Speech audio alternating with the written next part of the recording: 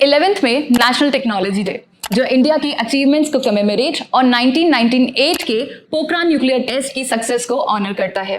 इस साल national technology day की थीम है schools to startups igniting minds to innovate.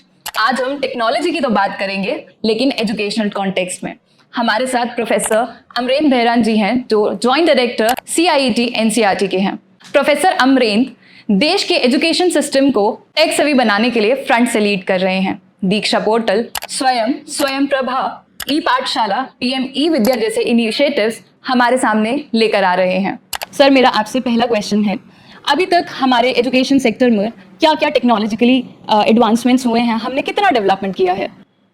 धन्यवाद ज्योति जी। सभी दर्शकों को नमस्कार। और आपने जैसे कहा कि टेक्नोलॉजिकल डेवलपमेंट हमारे देश में क्या क्या हुआ है, खासकर मैं वहीं से शुरू करूंगा। जो राष्ट्रीय शिक्षा नीति है, हाल ही में 2020 में आया है, उसके तहत प्रधानमंत्री जी के ई विद्या कार्यक्रम में एक शुरू किया गया है। ई विद्या कार्यक्रम के तहत ऑनलाइन और ऑन एयर एजुकेशन, ऑनलाइन से ये मतलब है इंटरनेट बेस्ड जो एजुकेशन है, और ऑन एयर से ये मतलब है कि जैसे टीवी है, रेडियो है, इन सभी साधन जो है इस्तेमाल करके जो शैक्षिक कार्यक्रम है उसके प्रसार और प्रचार और बच्चों तक और अध्यापक अध्यापिकाओं तक पहुँचे। और हमारे देश में ऐसे काम किया गया है जिससे कि 200 टीवी चैनल खाली स्कूली बच्चों के लिए और उनके अध्यापक अध्यापिकाएं और उनके जो पेरेंट्स हैं, माँ बाप है, उनके लिए शुरू किया गया है। और विषयवार, कक्षावार जो कंटेंट है NCERT के सिलेबस और सभी राज्यों में जो state council of educational research and training SCRTs है और स्कूल बोर्ड्स हैं, उनके करिकुलम के आधार पर कार्यक्रम बनाया जा रहा है और इसको पूरे देश में प्रसारित किया जा रहा है। 24/7 24 घंटे प्रसार किया जा रहा है। दूसरा जो है टेक्नोलॉजिकल डेवलपमेंट के तहत दीक्षा और स्वयं, ये दोनों ऐसे है कि इसको कहा जाता है कि one nation one digital platform, DIKSHA को और स्वयं को। दीक्षा में 3.5 लाख से ज़्यादा ई कंटेंट है, 6,500 से ज़्यादा एनर्जाइज्ड टेक्स्ट बुक है, और जो है स्वयं पोर्टल में भी हज़ारों कोर्सेस है। कक्षा 9 से लेके PhD तक के कोर्सेस भी है, टेक्निकल कोर्स और एकेडमिक कोर्स दोनों हैं, और जो कि पूरे देश में प्रचार प्रसार किया जा रहा है। और लाखों करोड़ों जो बच्चे हैं, अध्यापक अध्यापिकाएं हैं, वो भी लाभान्वित हो रहे हैं।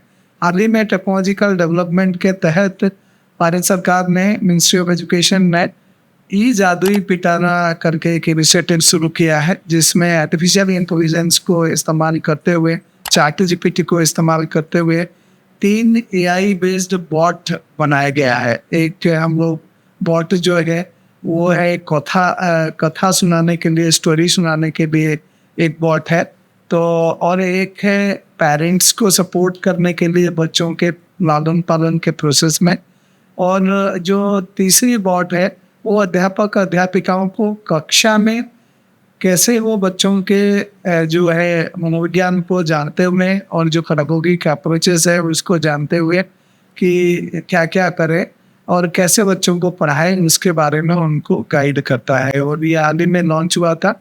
इसके बाकी और एक ऐसा इनिशिएटिव है जो डिजिटल इनिशिएटिव भारत सरकार का है, शिक्षा मंत्रालय का, जो NCERT की अगुवाई में हो रहा है। प्रशस्त करके एक मोबाइल ऐप है। प्रशस्त मोबाइल ऐप का ये खासियत है कि बचपन से ही बच्चों को कोई विकलांगता है या नहीं है तो उसके बारे में पहचान करने में मदद करता है।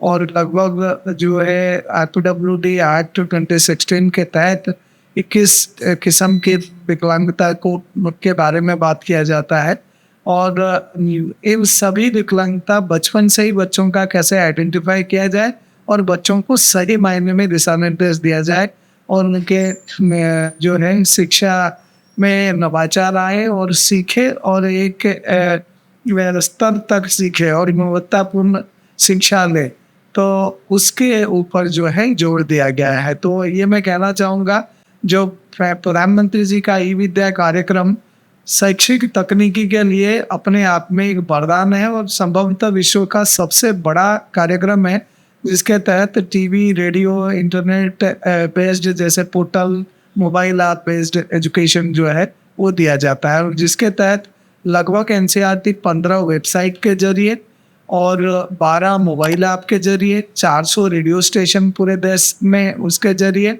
और 200 टीवी चैनल के जरिए शिक्षा का प्रसार प्रचार बच्चों के लिए कर रहा है। सर, आपने भी बात करी आर्टिफिशियल इंटेलिजेंस की, तो आर्टिफिशियल इंटेलिजेंस आजकल टॉक ऑफ द टाउन है।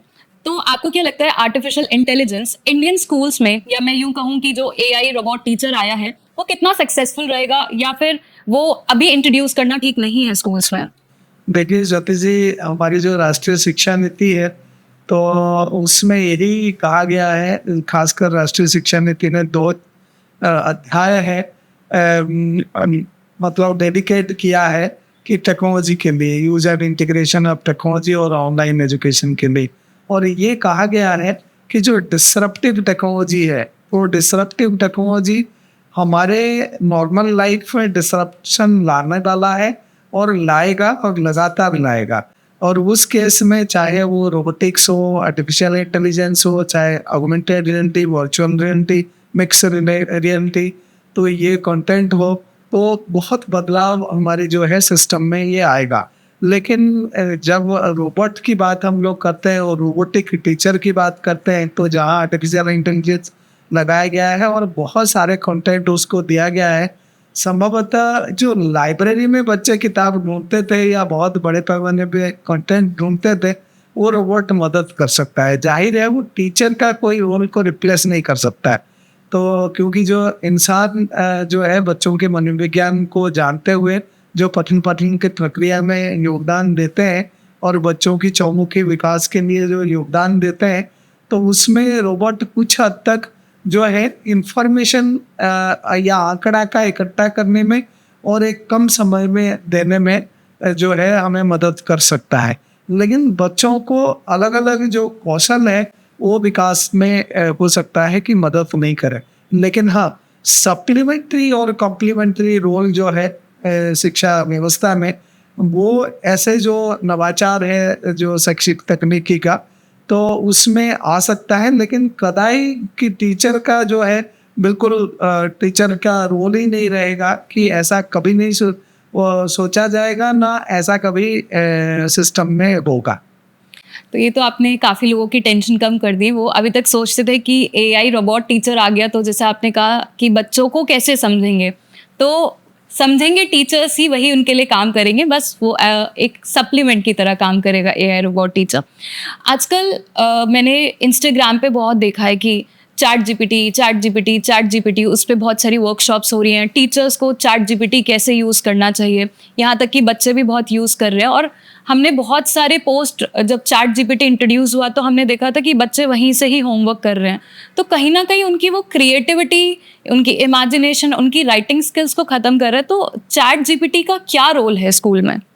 बहुत बहुत धन्यवाद ज्योति जी, आपने सही कहा कि चैट जीपीटी जो आया है तो हमारे जो पूरी शिक्षा व्यवस्था में काफ़ी बड़ा व्यवधान पैदा किया है, डिसरप्शन पैदा किया है। लेकिन हम लोगों ने एनसीईआरटी और भारत सरकार के जो शिक्षा मंत्रालय है तो मिलके तो चैट जीपीटी को हमने जो है ई जादुई पिटारा के बनाने में और उसके जो मैकेनिज्म है बच्चों तक इनडायरेक्टली और टीचर तक और माँ बाप जो अभिभावक है उन तक पहुंचने के लिए किया है। और जैसे मैंने बताया कि हमने 3 जो चैटबॉट है एआई का इंटीग्रेशन के साथ ही जादुई पिटारे में किया है।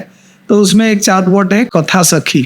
तो कथा सखी से हमारा ये अभिप्राय है, जैसे पंचतंत्र की बहुत सारी कहानियाँ हैं, हमारी उपनिषद है, वेद है, उससे इवन हमारे जो काफ़ी सारे ऐसे पर्सनालिटी है, चाहे वो मेडिसिन के फील्ड से हो या चाहे ज्योतिष के फील्ड से हो या कोई और फील्ड से हो, तो उनके बारे में बच्चों को जानना है। और नए नए कहानियाँ, हमारे घर पे भी छोटे बच्चे जो है तो वो भी सोते समय या कभी फ्री में खेलते समय पूछते हैं कि पापा एक कहानी सुना दीजिए ना, या मम्मी एक कहानी सुना दो ना, मुझे सोना है, नींद नहीं आ रहा है। तो उस केस में रोज माँ बाप के सामने कहानियाँ, रोचक कहानियाँ बच्चों के लिए लाना, वो अपने आप में मुसीबत का काम है।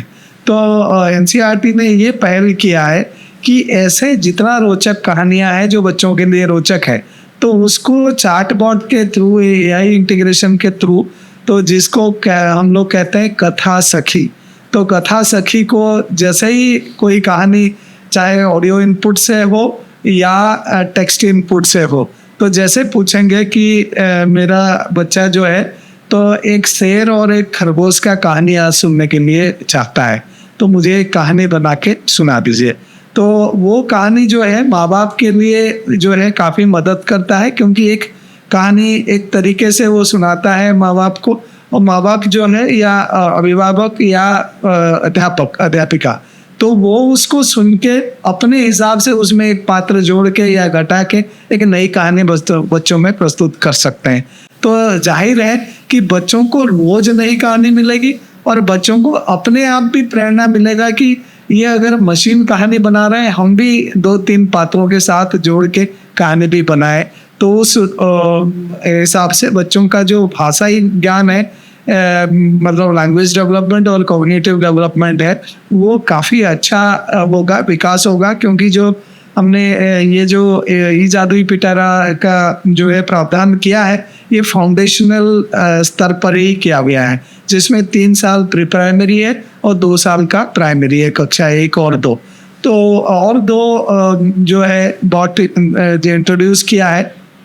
जैसे मैं एक अध्यापक हूँ, कल मुझे मेरे कक्षा में जो है करेंसी नोट के बारे में बच्चों को पढ़ाना है, जैसे मुद्राओं के बारे में, कॉइन के या पेपर करेंसी नोट है उसके बारे में पढ़ाना है। और मेरे कक्षा में 2 ब्लाइंड बच्चे हैं, उनको दृष्टिबाधित बच्चे हैं, तो वो है।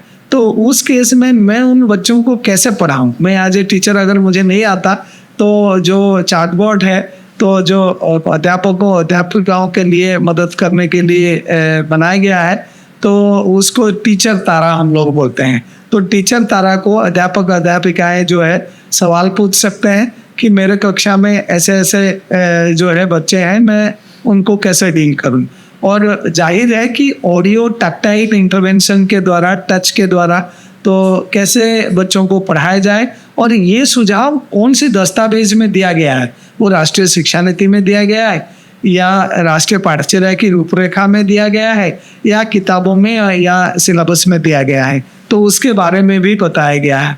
और वैसे ही जो पेरेंट्स के लिए बॉट बनाया गया है, तो ये पेरेंट तारा जो है, तो वो माँ बाप के लिए जो लालन पालन की प्रक्रिया है, कई बार हम माँ बाप छोटे बच्चों को कैसे पालना है तो नहीं जानते हैं, और कोई छोटी मोटी बातों पे पिटाई कर देते हैं, जो कि हमेशा ज़रूरत नहीं है कि पिटाई से ही बच्चे समझेंगे, लेकिन उनको क्या और अच्छे तरीका है। और हमारे घर पे अगर किचन में बहुत सारे बर्तन हैं, घर पे गमले हैं, प्लांट लगाया है, किचन गार्डन है आसपास में, तो उसके जरिए गणित, विज्ञान, पर्यावरण, उसके बारे में कॉन्सेप्ट्स को बच्चों को कैसे लिंक करें। जैसे कलर की कॉन्सेप्ट है, जो रंग का ज्ञान है, तो बच्चों को घर पे जितने साधन है, चाहे कपड़े हैं, चाहे खान पान की चीज़ है, चाहे बर्तन है, चाहे और कोई चीज़ है, अनाज है, तो उससे कैसे ज्ञान दें। सिमिलरली अनाज है और भी किचन में बहुत सारे आइटम है, काउंटिंग कैसे सिखाए, अलग अलग शेप्स है उसके बारे में कैसे सिखाए। तो ये बहुत सारे जो है, इवन सिलेंडर जो है घर पे है, डिफरेंट शेप्स है, सिलेंड्रिकल शेप भी है, तो सिलेंडर देख के भी बच्चे सीखे। और आग की खोज के बारे में बच्चे अगर बात करते हैं, चाहे लकड़ी से आग जलाएं या गैस से आग जलाएं या और किसी तरीके से जलाएं, तो घर पे भी ऐसे जो है साधन है, उससे कैसे जो है अलग अलग विषय वस्तु सीखेंगे आसानी से। और कक्षा में और किताब में जो ज्ञान है उसके साथ जोड़ के देखेंगे, ये नहीं कि आइसोलेशन में उसको देखें, वो भी कोशिश किया जा रहा है। जब से कोविड आया है उसके बाद डिजिटली हम लोग बहुत साउंड हुए हैं, तो बच्चे भी अपना बहुत समय डिजिटल डिवाइसेस को देते हैं, तो उनकी प्राइवेसी को लेकर या उनके ऊपर कोई क्राइम ना हो जाए, साइबर बुली ना हो जाए, क्या कोई नई गाइडलाइन आई है गवर्नमेंट की? ज्योति जी, आपने सही मुद्दा जो है ये उठाया, क्योंकि आज के डेट में हर कोई बच्चा अपने पेरेंट्स का वो या अपने जो सिबलिंग्स का जो बड़े हैं घर पे, तो उनके स्मार्ट गैजेट यूज भी कर रहा है। और अध्यापक अध्यापिकाएं अपने पठन पाठन प्रक्रिया की तैयारी के लिए, मूल्यांकन के लिए और सीखने सिखाने के प्रक्रिया में भी इस्तेमाल कर रहे हैं। तो जाने अनजाने में कई बार गलतियां हो भी जाता है। और एक जो बड़ा मुद्दा है हमारी शिक्षा व्यवस्था में ये है कि बच्चे बहुत देर तक गैजेट के साथ एंगेज हो रहा है, जो कि उनके फिंगर डेक्सरिटी, बॉडी पोस्चर्स, आईसाइट, उसके ऊपर भी असर आने वाला है। तो भारत सरकार के निर्देशन में एनसीईआरटी ने एक ऐसा गाइडलाइन निकाला है जिसको Pragyata guideline for digital education के रूप में जाना जाता है। उस प्रज्ञाता गाइडलाइन में कि बच्चों को कितने घंटे की एंगेज किया जाए, कौन सी बच्चे हो, जैसे वो बच्चे अगर प्राथमिक स्तर के हैं तो उनके लिए 90 मिनट से ज़्यादा जो है उनको स्मार्ट गैजेट के साथ जोड़ने की मना किया गया है और ये दिशा निर्देश दिया गया है। और वैसे ही तो जो बच्चे 8वीं कक्षा से ऊपर हैं तो उनको 180 मिनट से ज़्यादा पर डे स्मार्ट गैजेट के साथ वो काम नहीं करे, ये दिशा निर्देश दिया गया है। और जो है हमने यूनेस्को के कोलैबोरेशन में और जो I4C है, जो इंडियन साइबर क्राइम सेल है मिनिस्ट्री ऑफ होम अफेयर्स में, और भारत सरकार के जो शिक्षा मंत्रालय है उनके साथ मिलके हमने बच्चों के लिए, टीचर्स के लिए, स्कूल के लिए और पेरेंट्स के लिए साइबर गाइडलाइंस, जो सेफ्टी सिक्योरिटी का गाइडलाइंस भी निकाला है और साइबर बुलिंग को रोकने के लिए भी गाइडलाइंस निकाला है। और हम लोगों ने ये जो दस्तावेज है इसको सभी राज्यों में शेयर किया है और हम हर महीने में कम से कम 5 घंटे का ऑनलाइन ओरिएंटेशन भी, जो प्रधानमंत्री जी के ये विद्या कार्यक्रम है तो उसके तहत हम टेलीकास्ट भी करते हैं, लाइव टेलीकास्ट करते हैं और अध्यापक अध्यापिका बच्चे लाइव हमारे एक्सपर्ट से जुड़ते हैं और उनसे बातचीत भी करते हैं। और हम लोग एक्सपर्ट सिर्फ जो साइबर एक्सपर्ट उन्हीं को नहीं लेते हैं, काउंसलर भी साथ में रखते हैं और कुछ लीगल एडवाइज़र भी रखते हैं। कई बार ऐसे मुद्दा भी आ जाता है, आज के डेट में बच्चे कोई स्मार्ट गेम खेल रहे हैं मोबाइल पे, जाने अनजाने में अपने पेरेंट्स की जो है वाइटल इंफॉर्मेशन बैंक अकाउंट का किसी और अनजान व्यक्ति को दे देते हैं, या बहुत सारे पैसे अपने पेरेंट्स के अकाउंट से एक बार पासवर्ड किसी काम के लिए दिया होगा पेरेंट्स ने, कोई चीज़ खरीदने के लिए, घरेलू चीज़, और उसको याद रख के बच्चे अपने गेम्स खेलते समय भी दे देते हैं। और ऐसे भी होता है कि एक्सट्रीम स्टेप्स बच्चे भी लेने पड़ते हैं उनको, कि सुसाइड भी कर रहे हैं, वो भी बढ़ रहा है। तो इसीलिए और हम लोग बातचीत कर रहे थे जो है हमारी मिनिस्ट्री ऑफ होम अफेयर्स के टीम के साथ, हजारों ऐसे केसेस, लगभग 5000 केसेस डेली उससे ऊपर रिपोर्ट हो रहा है साइबर क्राइम का। तो अगर हमारे देश में 26 करोड़ बच्चे हैं, 90 लाख लगभग विद्यालयी शिक्षक है और हायर एजुकेशन, स्कूल एजुकेशन जोड़ के 1 करोड़ से ज़्यादा अध्यापक हैं और उनके पेरेंट्स अगर लें तो बहुत बड़ा तादाद है। तो उनको रोज के बेसिस पे सेंसिटाइज करना साइबर सेफ्टी सिक्योरिटी का काफ़ी ज़रूरत है। और हम लोग खाली एनसीईआरटी अकेला नहीं है, सिविल सोसाइटी, NGO और गवर्नमेंट एजेंसीज, अलग अलग मिनिस्ट्री, राज्यों के बोर्ड्स और SCERT और समग्र शिक्षा के तमाम जो सिस्टम, तो उनके साथ साथ हम सेंसिटाइज भी कर रहे हैं। और हमने लगभग 5 लाख अध्यापक अध्यापिकाओं के पिछले 2 साल में कोविड आने के बाद तैयार किया है। और जो है साइबर जागरूकता महीना भी, सप्ताह भी बना रहे हैं विद्यालय में, जो मिनिस्ट्री के होम अफेयर्स के तहत, और साइबर डे भी सेलिब्रेट करते हैं, तो ताकि बच्चों को, टीचर्स को, पेरेंट्स को ये जानकारी हो। नहीं तो क्योंकि आर्टिफिशियल इंटेलिजेंस भी, जैसे आपने पूछा था, कि बड़े पैमाने पे आ रहा है, तो बच्चे अगर ऐसे वाइटल इंफॉर्मेशन लीक करते हैं तो बहुत दिक्कत हो सकता है और वो कठघरे पे आ सकते हैं। तो आजकल साइबर अरेस्ट जैसे वर्ड्स भी आ रहे हैं और बच्चे कई बार खुश होके विक्ट्री के नाम से ऐसे अंगुलियां भी दिखा देते हैं, तो कैमरा में जो है तो उनके फिंगरप्रिंट भी आ जाती है, तो उसको मिसयूज भी कर रहे हैं जो साइबर क्राइम्स कर रहे हैं जो लोग। तो इसलिए हमें बहुत सावधान जो है रहना पड़ेगा, कोई भी इंफॉर्मेशन हम शेयर कर रहे हैं। और पासवर्ड सेफ्टी जो है safety precautions for designing password, वो भी बहुत ज़रूरी हो गया है। और बार बार पासवर्ड बदलना है, वही चीज़ नहीं रखना, और कुछ ऐसे चीज़ रखना है जो कोई सोच नहीं सकता है। तो ये भी बहुत ज़रूरी है ये काम करना, ताकि हमारे बच्चे विद्यालय में, घर पे और बाकी जगह सेफ रहेंगे और सेफ्टी यूज भी करेंगे। सर, एजुकेशनल टेक्नोलॉजी में इमर्जिंग ट्रेंड्स क्या हैं? जैसे ज्योति जी, आज के डेट में अगर कहें कि आपने बोला कि artificial intelligence, robotic, machine learning, ये जो है लेटेस्ट ट्रेंड है और चल रहा है।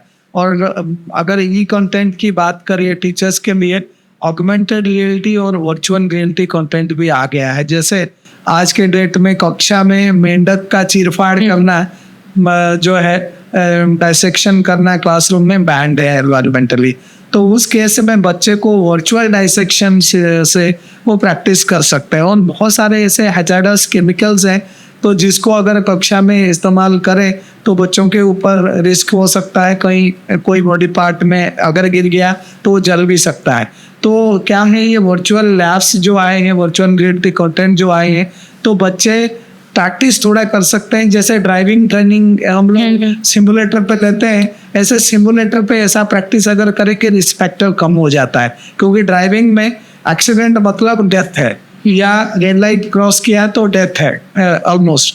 तो सिमिलरली कोई ऐसे हैजार्डस केमिकल उनको नुकसान न पहुंचे तो ये virtual reality, augmented reality content जो है मदद कर सकता है। कई बार रियल वर्ल्ड की जो चीज़ है बच्चे नहीं जानते, जैसे गाजर खाते हैं या मूली खाते हैं, वो उगता कहाँ है और वो क्या है, सूट है, रूट है, या फ्लावर है, या स्टेप है, या पत्ता है, क्या है गाजर, तो वो बच्चे कई बार नहीं जानते हैं। तो वो भी जो है उसके द्वारा वो एक इवन अगर इतिहास की बात हम लोग करें तो सेलुलर जेट जो अंडमान निकोबार आइलैंड्स में है, और इतिहास को समझने के लिए और पूरे फ्रीडम मूवमेंट जो फ्रीडम स्ट्रगल है उसको समझने के लिए हर कोई बच्चा काला पानी के नाम से जो जाना जाता है अंडमान निकोबार आइलैंड जा तो नहीं सकता है, लेकिन ज़रूर एक वर्चुअल टूर अगर बना है तो उसको सिमिलरली जो स्टेप वेल है अहमदाबाद का, तो एक आर्कियोलॉजिकल साइट है, उसके बारे में बच्चे को जानकारी लेना है,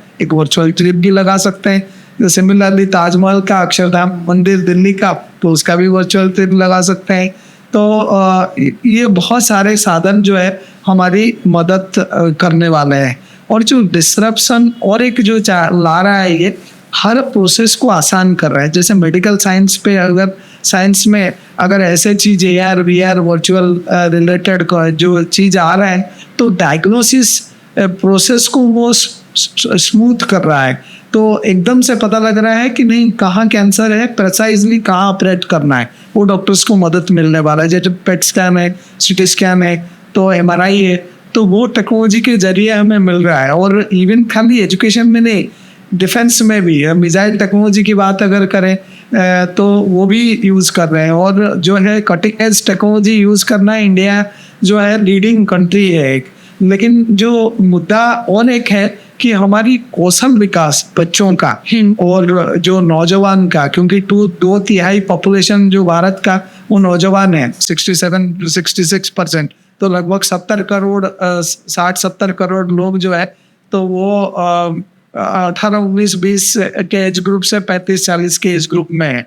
तो अगर भारत असल में विश्वगुरु बनना है तो उनका स्किल ट्रेनिंग हर बच्चे का और गुणवत्तापूर्ण शिक्षा और ये टेक्नोलॉजी का इस्तेमाल के साथ, क्योंकि आज के दिन में जो अध्यापिका ट्रेनिंग ले रहे हैं प्री सर्विस ट्रेनिंग इंस्टीट्यूट में, DED इंस्टीट्यूट में, तो अगर टेक्नोलॉजी नहीं जानता है, वो जब पोस्टिंग होगा क्लास में स्मार्ट बोर्ड है तो स्मार्ट बोर्ड चलाने के लिए भी उनको आना चाहिए। तो इसीलिए टेक्नोलॉजी का इस्तेमाल जो सप्लीमेंट और कम्प्लीमेंट करने के लिए शिक्षा व्यवस्था में वो बहुत ज़रूरी है। और एक चीज़ मैं कहूँगा, बिग डाटा एनालिसिस। तो जो 26 करोड़ बच्चे हैं तो कौन सी ज़िले में कितने बच्चे किस स्तर तक सीखा है, वो अगर पता लगाना है, ये AI सपोर्टेड टूल्स है जो NCERT में विद्या समीक्षा केंद्र बना है और पूरे देश में विद्या समीक्षा केंद्र भारत सरकार ने फंडिंग दिया है बनाने के लिए। 26 राज्यों ने बना भी दिया है, 10 राज्य और रहते हैं, वो 1-2 महीने के लिए में बच जाएगा। और इससे ये फ़ायदा होगा तो कौन सा बच्चा कितना सीख रहा है, क्या कारण है वो नहीं सीख रहा है, और एक अध्यापक उस बच्चे को 24/7 क्या सपोर्ट कर सकता है। तो पेरेंट्स भी कैसे टेक्नोलॉजी के इस्तेमाल से अपने बच्चों के स्ट्रेंथ वीकनेस समझ सकते हैं। गाइडेंस काउंसलिंग भी उनको मिल सकता है, एप्टीट्यूड टेस्ट हो सकता है और उस एप्टीट्यूड मशीन बता दे कि इस बच्चे का ये खूबी है, इसको इस स्किल में आगे बढ़ना चाहिए। तो इसलिए टेक्नोलॉजी जो है डिसरप्शन तो ला ही रहा है, तो लेकिन उसको हम सीखेंगे तो और बहुत नवाचार आएगा और हमारी शिक्षा व्यवस्था ओवरऑल होगी और गुणवत्ता भी बढ़ने की पूरे जो है आसार है और होना चाहिए। सर, भारत जिस तरीके से टेक्नोलॉजिकली एडवांस हो रहा है बहुत अप्रिशिएबल है, लेकिन एक कंसर्न है डिजिटल डिवाइड का। तो एनसीईआरटी या गवर्नमेंट किस तरीके से इस इशू को एड्रेस कर रहा है? ज्योति जी, जैसा शुरू में हम लोग बात किए थे कि प्रधानमंत्री जी का ई विद्या कार्यक्रम जो कोविड के दौरान सोचा गया, समझा गया और भारत की जो वित्त मंत्री जी है मैडम निर्मला सीतारमण ने, उन्होंने अनाउंस किया था 2020 और 2021-22 में, और उसके तहत जो है प्रधानमंत्री जी का ई विद्या प्रोग्राम एक ऐसा प्रोग्राम है जिसको कहा जाता है कि एक रिजिलियंट और कोहेरेंट सिस्टम ऑफ एजुकेशन देगा। रिजिलियंट मतलब सशक्त, चाहे वो डिजास्टर हो, पैंडेमिक हो और साइक्लोन हो, सुपर साइक्लोन है, कुछ भी हो, ये टेक्नोलॉजी काम करेगा। जैसे उससे प्रधानमंत्री जी के ई विद्या कार्यक्रम में दो चीज़ है। एक चीज़ है कि सैटेलाइट को इस्तेमाल करके टीवी रेडियो कार्यक्रम कैसे हर बच्चे तक पहुंचेगा, क्योंकि टीवी रेडियो ऐसे साधन हैं जो कॉस्ट इफेक्टिव है। तो अगर हर घर में रेडियो है तो पूरे देश में रेडियो चैनल है जो पैन इंडिया कवरेज है, तो अच्छे ई कंटेंट बना के रेडियो माध्यम से देंगे तो बच्चे खाली सीखेंगे नहीं और रेडियो सुनने के साथ साथ कुछ और काम भी कर सकते हैं, लिखने का, पढ़ने का या और कुछ काम भी कर सकते हैं। और जो है ऑन एयर और ऑनलाइन दोनों एजुकेशन की बात किया जा रहा है, तो ऑनलाइन एजुकेशन में जो है पोर्टल और मोबाइल ऐप सपोर्ट करेंगे, और अगर ऐसा कुछ हो गया डिजास्टर, एपिडेमिक, पैंडेमिक, तो टीवी रेडियो जो है वो एक बड़ा जरिया होगा जो कि पहुंचने का। और आज के डेट में जो है ऑफलाइन सोल्यूशन बहुत सारे आ गए हैं। जैसे मेरे पास एक मोबाइल फ़ोन है लेकिन इंटरनेट कनेक्शन नहीं है, तो इंटरनेट के जरिए ये तमाम ई कंटेंट जो 3.5 लाख ई कंटेंट है दीक्षा पे अवेलेबल है और स्वयं पे अवेलेबल है, ये ऑफलाइन भी एक्सेस किया जा सकता है इंटरनेट यूज़ करके। तो इसीलिए भारत सरकार ने ये सोचा है और ये किया है, और मुझे ये उम्मीद है कि पूरे pan India TV, radio, online जो एजुकेशन है मोबाइल ऐप और पोर्टल के द्वारा, तो 24/7 पहुंच सकते हैं। और जो डिजिटल डिवाइड है, खाई है एक में अपने स्तर पर, तो वो कम हो सकता है। और एक ये खाई कम करने के लिए भारत सरकार ने एक स्कीम शुरू किया है जो आईसीटी कंपोनेंट है समग्र शिक्षा के तहत। तो उस आईसीटी कंपोनेंट के तहत हर विद्यालय में, हर डाइट में, हर एससीईआरटी में आईसीटी लैब बनाया जा रहा है, और उसमें टेक्नोलॉजी को लेके कंप्यूटर, इंटरनेट फैसिलिटी दिया जा रहा है। तो उससे ये होगा, ये लैब वर्क बच्चे जो है स्कूल में कर पाएंगे। और आज के डेट में जो है लगभग 10 लाख सरकारी स्कूल है, 15 लाख विद्यालय है पूरे कंट्री में, तो उनमें से लगभग 1.25 लाख जो है स्कूल में आईसीटी लैब है। तो ये लैब जो है अपने आप में कारगर है, वो हो रहा है। और एक जो डेवलपमेंट अभी हुआ है हाल ही में, प्रधानमंत्री जी के जो है पीएम श्री स्कूल है, PM schools for rising India, तो ये जो है 14,500 स्कूल है हर ब्लॉक में देश के छा रहा है ये स्कूल। और ये स्कूल में state of art ICT lab, smart class, तो ये सब होने जा रहे हैं। लगभग 10,000 स्कूल में वो भी गया है, तो 14,500 में से तो ये स्कूल रिसोर्स स्कूल होंगे उस ब्लॉक के, और उस ब्लॉक के बच्चे वहाँ सीखने के लिए भी आएंगे उस विद्यालय के अलावा। तो इसीलिए कि जो है ये जितने टेक्नोलॉजी का इनिशिएटिव है, तो डिजिटल खाई जो है या डिवाइड है हमारे पूरे देश में, उसको जरूर ब्रिज करेगा। और ये जो 200 टीवी चैनल शुरू हुआ है मार्च 9 तारीख को, माननीय शिक्षा मंत्री जी से धर्मेंद्र प्रधान जी ने इंट्रोड्यूस किया है इसको, तो ये मील का पत्थर साबित होगा, क्योंकि हर राज्यों को 5 टीवी चैनल बांटा गया है। यूनियन टेरिटरीज को भी 1 से लेके 5 तक, और जितनी राष्ट्रीय संस्थाएं हैं जो शिक्षा में काम कर रहे हैं, जैसे CBSE है, केंद्रीय विद्यालय है, नवोदय विद्यालय समिति है, NCT है, national institute of open schooling है, जो कि स्कूल से बाहर जो बच्चे हैं उनके लिए काम करता है, तो उनको सब में टीवी चैनल का मुहैया कराया गया है। और इन सभी जो टीवी चैनल के जरिए जो शैक्षिक कंटेंट आ रहा है, तो वो मील का पत्थर साबित हो रहा है, और ये जो डिजिटल खाई कम कर रहा है। सर, मेरा आपसे एक लास्ट क्वेश्चन, हमारे साथ जितनी टीचर एजुकेटर्स, पेरेंट्स और स्टूडेंट्स इस प्लेटफॉर्म से जुड़े हुए हैं, उनके लिए आप कुछ टिप्स या कुछ सजेशंस देना चाहेंगे? मेरा ज्योति जी यही सुझाव होगा कि जो है दीक्षा, ई-पाठशाला और PMA विद्या, ये ज्ञान का भंडार है, तो लेकिन उनको उसमें से कोई एक पर्टिकुलर कॉन्सेप्ट समझने के लिए चाहिए, तो उनको जो चाहिए वो वही सर्च करें। हमने हर कंटेंट को ऐसा मेटा डाटा बनाया है जो उस कंटेंट के बारे में डाटा, तो वो कंटेंट को वो सर्च कर सकते हैं, ढूंढ सकते हैं और पा सकते हैं। और ये मुफ्त है और मुफ्त है, फ्री है और ओपन सोर्स है, किसी को एक पैसा देने की ज़रूरत नहीं है। कोई कोचिंग क्लास जो है नियर बाय सिटी में या ब्लॉक में जाने की ज़रूरत नहीं है, या सिटी में वहाँ, क्योंकि ये सारे कंटेंट भारत सरकार ने और राज्य सरकार ने मुफ्त में बनाया है और मुफ्त में डिसमिनेट कर रहे हैं। तो इसीलिए माँ बाप के पैसा कम खर्चा करें और कोचिंग फ्रीली लें, इन कंटेंट्स के जरिए कॉन्सेप्ट्स को समझें और एग्ज़ाम में अच्छा करें। और अलग अलग कौशल से संबंधित भी हमारे कंटेंट हैं, अलग अलग विषय वस्तु से संबंधित है। कक्षा 1 से 12वीं तक ऐसा कोई कंटेंट नहीं है जिसमें नहीं बनाया गया है, और लगभग 27 भारतीय भाषाओं में राज्यों ने भी कंटेंट बनाया है। NCERT ने हिंदी, अंग्रेजी और उर्दू में, संस्कृत में कंटेंट बनाया है, और ये सब फ्री है, ओपन सोर्स कंटेंट है, मुफ्त है और मुफ्त है। तो इसको इस्तेमाल करें, अपना ज्ञान बढ़ाएं और जो है नई उड़ान भरे और नई ऊंचाई तक पहुंचे, और वह हमारे देश को विश्व गुरु बनाए और व्यवस्था को सुधार।